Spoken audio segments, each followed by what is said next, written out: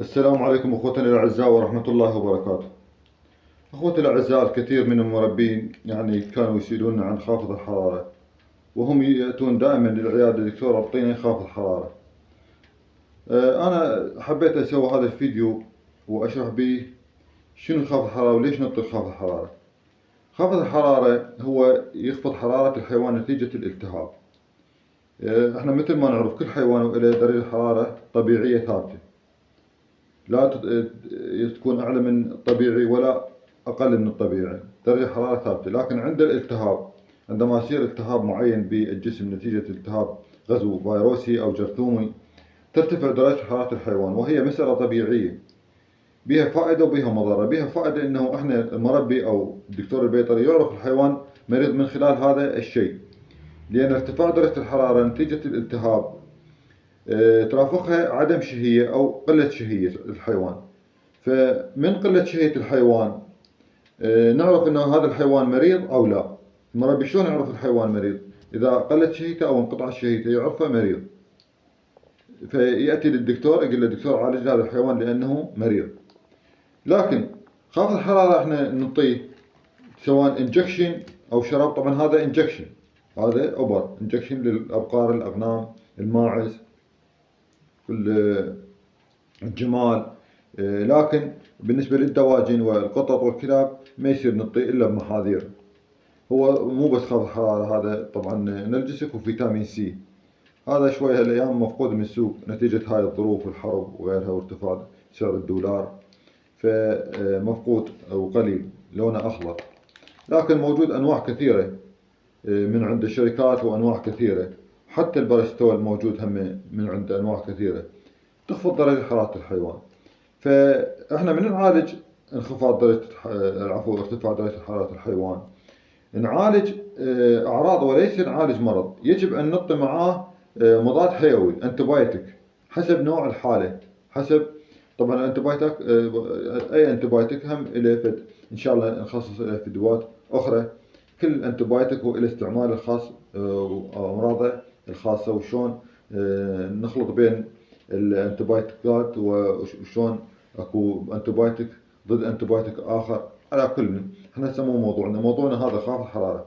خافض حرارة انواع واشكال مختلفة، ومنها شراب ومنها اوبر انجكشن. هذا انجكشن للابقار والاغنام، وسعره مناسب عندي متوفر، لان هو هسه الان هذا قليل بالسوق، جدا قليل. يعني اليوم يعني بصعوبة حصلت هذني العشر قناني. ينطي للحيوان نتيجة قلنا ارتفاع درجة الحرارة، لكن يجب إعطاء يعني مضاد حيوي. ترتفع درجة حرارة الحيوان، مو دائما ترتفع درجة حرارة الحيوان. في الأمراض أكثر شيء، في الأمراض الفيروسية، في الأمراض البكتيرية ترتفع بس بالبداية، وأكثر الأحيان بعدين تنزل. احنا نشوف إذا درجة حرارة الحيوان مرتفعة ما يصير نعطيه بس خافض الحرارة، لازم نعطي معاه انتبايتك.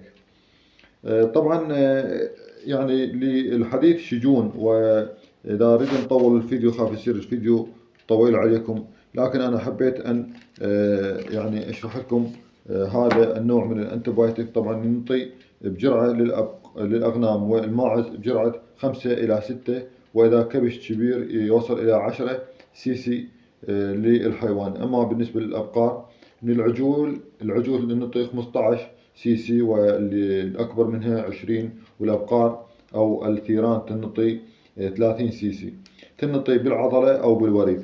والأفضل إذا كانت حالات يعني إمرجنسي، خاصة حالات الثري سيكنس، وحالات اللي ارتفاع درجة حرارتها جدا عالي، ممكن أن نعطيه انجكشن داخل الوريد، يكون مفعوله جدا سريع، مع رش الحيوان بالماء البارد.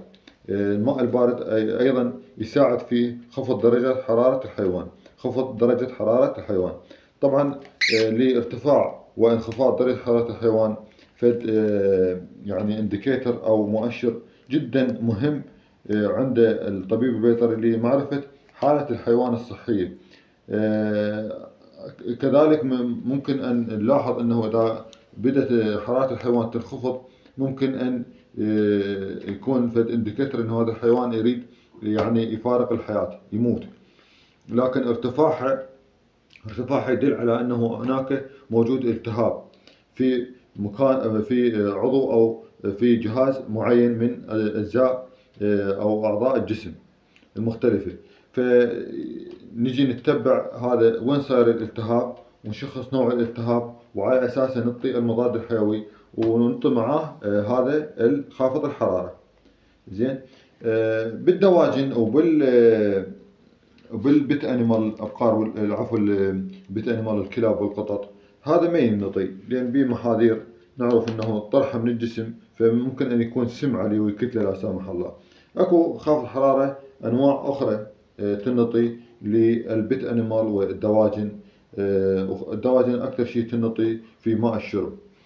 هذا حبيت انه انوه عن هذا الموضوع. والسلام عليكم ورحمة الله وبركاته.